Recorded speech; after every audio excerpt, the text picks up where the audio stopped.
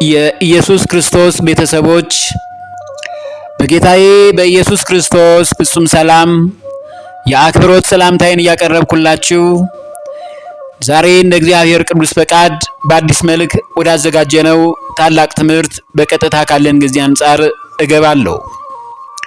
የትምህርታችን ርዕስ የሚሆነው ስሙና መስክሩ ትንቢተ አሞጽ ምዕራፍ 3 ቁጥር 13 ላይ ባለው እንደ እግዚአብሔር ቅዱስ ፈቃድ እንማማራለን ማለት ነው። አሞጽ ማለት ሸክም፣ ጭነት ማለት ነው። ይህም ከትንቢቱ ሁኔታ የተሰጠው ስም ነው። አሁን ዛሬ እንደ እግዚአብሔር ቅዱስ ፈቃድ ስሙና መስክሩ የሚለውን ስንሰማ እስቲ አባቶቻችን ሐዋርያት ምን ብለው ስለ ክርስቶስ እንደመሰከሩ ቃል በቃል ካለን ጊዜ አንጻር እንየው። የሕዝቡ አለቆችና ሽማግሌዎች ቅዱስ ጴጥሮስንና ቅዱስ ዮሐንስን ያሏቸውን እንስማ። በሐዋርያት ሥራ ምዕራፍ 4 ከቁጥር 17 እስከ 20 ላይ ባለው ማለት ነው። ነገር ግን በሕዝቡ ዘንድ አብዝቶ እንዳይስፋፋ ከእንግዲህ ወዲህ ለማንም ሰው በዚህ ስም እንዳይናገሩ እየዛትን እንዘዛቸው ብለው እርስ በእርሳቸው ተማከሩ። ጠርተውም በኢየሱስ ስም ፈጽመው እንዳይናገሩና እንዳያስተምሩ አዘዟቸው። ጴጥሮስና ዮሐንስ ግን መልሰው እግዚአብሔርን ከመስማት ይልቅ እናንተን እንሰማ ዘንድ በእግዚአብሔር ፊት የሚገባ እንደሆነ ቆረጡ። እኛስ ያየነውንና የሰማነውን ከመናገር ዝም ማለት አንችልም አሏቸው። ይሄ ነው እምነት። ክርስቶስ ፍጹም አምላክ መሆኑን የሕዝቡ አለቆችና ሽማግሌዎች ሊያስቆሙን አይችሉም። እናንተን የፈጠረ አምላክ እግዚአብሔር ከኛ ጋር ነውና ሲሉ በድፍረት መለሱላቸው። ስሙና መስክሩ ማለት ይሄ ነው። በሐዋርያት ሥራ ምዕራፍ 5 ቁጥር 27 እስከ 32 ላይ አምጥተውም በሸንጎ አቆሟቸው። ሊቀ ካህናቱም በዚህ ስም እንዳታስተምሩ አጥብቀን አላዘዝናችሁምን? እነሆም ኢየሩሳሌምን በትምህርታችሁ ሞልታችኋታል። የዚያንም ሰው ደም በእኛ ታመጡብን ዘንድ ታስባላችሁ ብሎ ጠየቃቸው። ጴጥሮስና ሐዋርያትም መልሰው አሉ፣ ከሰው ይልቅ በእግዚአብሔር ልንታዘዝ ይገባል። ለእግዚአብሔር ነው የምንታዘዘው። እናንተ በእንጨት ላይ ሰቅላችሁ የገደላችሁትን ኢየሱስን የአባቶቻችንን አምላክ አስነሳው። የአባቶቻችን አምላክ አስነሳው ነው ያሉት። ይህን እግዚአብሔር ለእስራኤል ንስሐን የኃጢአትንም ስርየት ይሰጥ ዘንድ ራሱ መድኃኒትም አድርጎ በቀኙ ከፍ ከፍ አደረገው። እኛም ለዚህ ነገር ምስክሮች ነን ያለው። ትምህርታችን ርዕሱ ስሙና መስክሩ ነው። እነዚህ አባቶቻችን ሐዋርያት ክርስቶስ ፍጹም አምላክ እንደሆነ የቃሉን ትምህርት ከራሱ ሰምተው እጁ ዳሷቸዋል። የእጁን መዳሰስ አይተው ታምራቱን አይተው ክርስቶስ ፍጹም አምላክ መሆኑን ከተረዱ በኋላ ለዚህ ነገር ምስክሮች ነን። ደግሞም እግዚአብሔር ለሚታዘዙት የሰጠው መንፈስ ቅዱስ ምስክር ነው ሲሉ ክርስቶስ ፍጹም አምላክ መሆኑን መሰከሩ። ከአባቶቻችን ሐዋርያት የምንማረው ጽናትን ነው። እመጣበታለሁ። መልካም። አስቀድመው አባቶቻችን ነቢያት ከእግዚአብሔር የሰሙትንና በእርሱ ቅዱስ ፈቃድ የገለጠላቸውን ምስጢር ሳይፈሩና ወደ ኋላቸው ሳያፈገፍጉ ሰበኩ።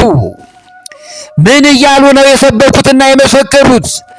ጌታችን መድኃኒታችን ኢየሱስ ክርስቶስ በኃጢአት ምክንያት የጠፉትን አዳምንና ሔዋንን እንዲሁም ዘራቸውን ከጠላት ዲያብሎስ ስቃይና መከራ ሊታደጋቸው ሊያድናቸው ይወርዳል ይወለዳል ሲሉ መሰከሩ። እንደዚሁ አባቶቻችን ሐዋርያት ደግሞ ወርዷል ተወልዷል፣ በእጆቻችንም ዳስሰነዋል፣ በዓይኖቻችንም አይተነዋል በማለት ድምፃቸውን ከፍ በማድረግ ምስክርነታቸውን ስለ ኢየሱስ ክርስቶስ በማያምኗቸው መካከልና እነርሱንም በሚጠሏቸው ፊት አሰሙ። ይሄ ነው ክርስትና። ስሙና መስክሩ። ለዚህም ከቅዱስ ወንጌል ከመጽሐፍ ቅዱሱ ማረጋገጫም ከተመለከትን ይህንን አንደኛ ዮሐንስ መልእክት ምዕራፍ 1 ቁጥር 3ን ልናይ ይገባል። እንዲህ ይላል። ስለ ሕይወት ቃል ከመጀመሪያው የነበረውንና የሰማነውን አለ አባታችን ቅዱስ ዮሐንስ። ሐዋርያው ቅዱስ ዮሐንስ ባለ ራእዩ አቡ ቀለምሲስ የተባለው ታኦሎጎስ የተባለው ታላቅ ነባቤ መለኮት የተባለው ቅዱስ ዮሐንስ በመልእክቱ እንዲህ አለ። ስለ ሕይወት ቃል ሕይወት የሆነው ቃል ኢየሱስ ክርስቶስ ከመጀመሪያው የነበረውንና የሰማነውን በዓይኖቻችንም ያየነውን የተመለከትነውንም እጆቻችንም የዳሰሱትን እናወራለን ያለው። ሕይወትም ተገለጠ፣ አይተንማለን፣ መሰክርማለን። ከአብ ዘንድ የነበረውንም ለእኛም የተገለጠውን የዘላለምን ሕይወት እናወራላችኋለን። እናንተ ደግሞ ከእኛ ጋር ኅብረት እንዲኖራችሁ ያየነውንና የሰማነውን ለእናንተ ደግሞ እናወራላችኋለን። ኅብረታችንም ከአባት ጋር ከልጁም ከኢየሱስ ክርስቶስ ጋር ነው አለ መልእክቱን ሲጽፍ። ይህ ነው ምስክርነት። አባቶቻችን ነቢያት፣ አባቶቻችን ሐዋርያት እንዲህ አድርገው ነው ክርስቶስ ፍጹም አምላክ እንደሆነ የመሰከሩት። ዛሬም ክርስቲያኖችና እግዚአብሔርን የምናምን ሁሉ በተለይ ሰባኪያነ ወንጌል መምህራን ስሙና የክርስቶስ የባሕርይ አምላክነትን ሳታፍሩ ስበኩ፣ አሰሙ፣ ተናገሩ፣ ድንቅ ሥራውን መስክሩ። ይሄ ነው የማቴዎስ ወንጌል ምዕራፍ 10 ቁጥር 24 እስከ 28 ላይ ደቀ መዝሙር ከመምህሩ ባሪያም ከጌታው አይበልጥም። ደቀ መዝሙር እንደ መምህሩ ባሪያም እንደ ጌታው መሆኑ ይበቃዋል። ባለቤቱን ብዔልዜቡል ካሉት ቤተሰቦቹንማ እንዴት አድርሰው አይሏቸው? እኔን ክርስቶስን እንዲህ ካሉኝ ብዔልዜቡል ማለት የአቃሮናውያን የዝንቦች አማልክት ማለት ነው። ስለዚህ ክርስቶስን እንዲህ ብለው ሰድበውታል። እኔ እንዲህ ከተባልኩ እናንተ አገልጋዮቼ በእኔ ስም ብዙ ውርደት ስለሚደርስባችሁ በዚህ ደስ ይበላችሁ ነው። ይህንን ውርደት አንፈልግም ብላችሁ ውርደት እንዳይመጣባችሁ ስለ እኔ ፍጹም አምላክነት ሳትመሰክሩ ወደኋላ እንዳታፈገፈጉ ነው። እንግዲህ አትፍሯቸው።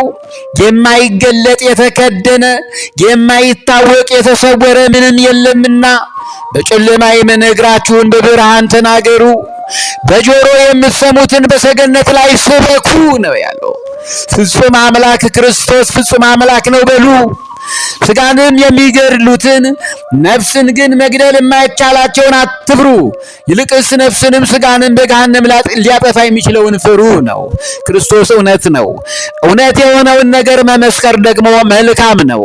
ዋጋና ፍሬ ያለው በምድርም ክብርም አለው በሰማይም።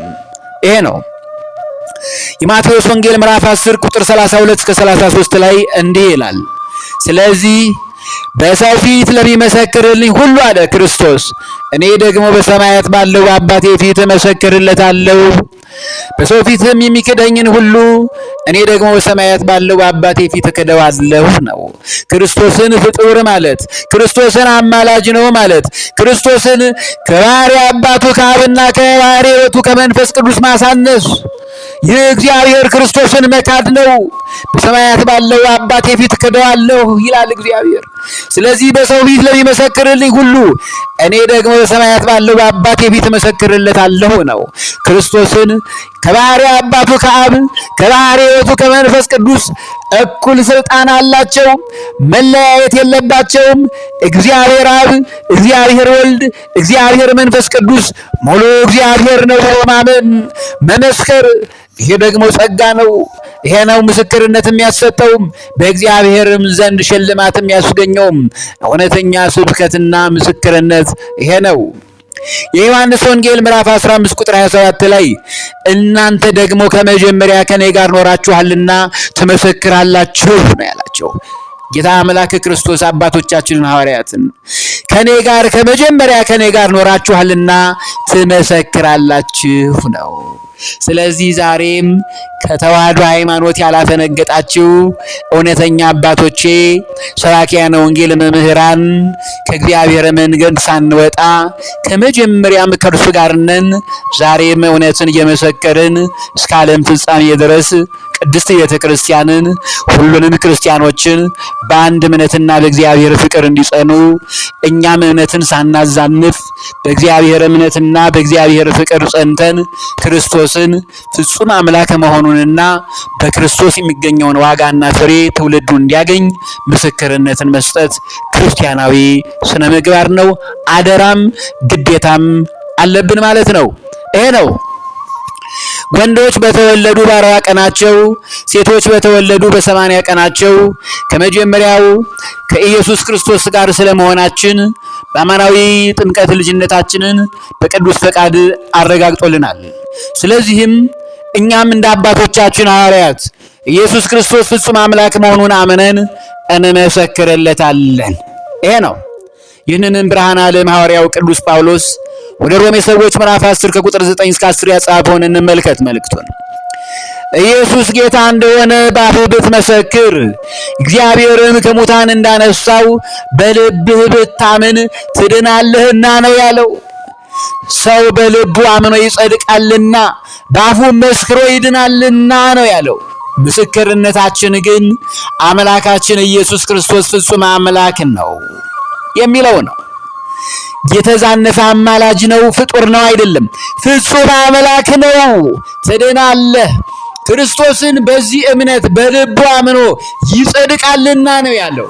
ይሄንን ነው ያለን ክርስቲያኖች፣ ምእመናት በውጭም ሀገር በውስጥም ያላችሁ የእግዚአብሔር ቤተሰቦች ክርስቶስ ፍጹም አምላክ መሆኑን መስማትም መመስከርም በምድርም በሰማይም ያስከብራልና ስሙና መስክሩ። ትንቢተ አሞጽ ምዕራፍ 3 ቁጥር 13 የሚነግረን ይህንን እውነት ነው። ከኛ ክርስቲያኖች የሚጠበቀው ጽናት ብቻ ነው።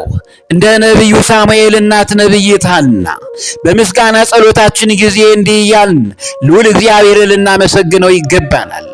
አንደኛ ሳሙኤል ምዕራፍ 2 ቁጥር 1 ላይ ልቤ በእግዚአብሔር ጸና፣ ቀንዴ በእግዚአብሔር ከፍ ከፍ አለ፣ አፌ በጠላቶቼ ላይ ተከፈተ፣ በማዳን ደስ ብሎኛል ነው ያለችው።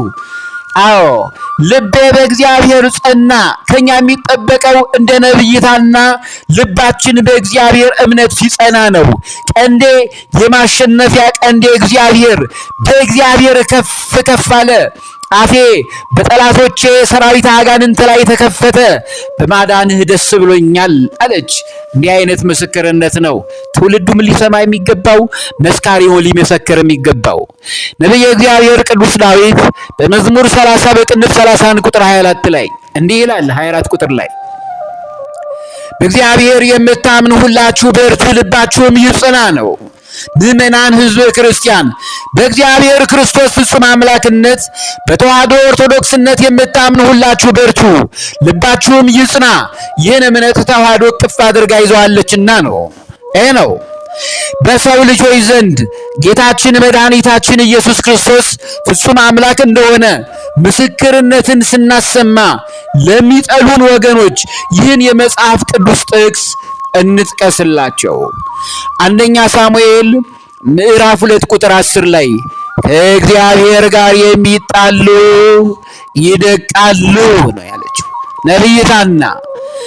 እግዚአብሔር ክርስቶስ ፍጹም አምላክ ነው ብለው አባቶቻችን ቅዱሳንና ዛሬም ያሉት ሊቃውንተ ቤተ ክርስቲያን የቅድስት ቤተ ክርስቲያን እንቁ ሰባኪያነ ወንጌል ሲሰብኩ እኒህን ወገኖች ማደናቀፍ ከእግዚአብሔር ጋር መጣላት ነው፣ መጨረሻቸውም ይደቃሉ ነው ያለችው። ሲሆኑ አይተናል። ጥንቃቄ አድርጉ። ቸሩ መድኃኔ ዓለም ጌታችን መድኃኒታችን ኢየሱስ ክርስቶስ የሰማይና የምድር ፈጣሪ እንደሆነና ፍጹም አምላክ መሆኑንም አምነን ያለ ፍርሃት እንመሰክርለት ዘንድ ኃይሉን ያድለን። አሜን። ስሙና መስክሩ። ትንቢተ አሞጽ ምዕራፍ 3 ቁጥር 13 ያስተማረን የመከረን ኤልሻዳይ ሁሉን የሚችል አምላክ ጌታችን መድኃኒታችን ኢየሱስ ክርስቶስ ለስም አጠራሩ ክብርና ምስጋና ለእርሱ ይሁን፣ አሜን። ወስብሐት ለእግዚአብሔር።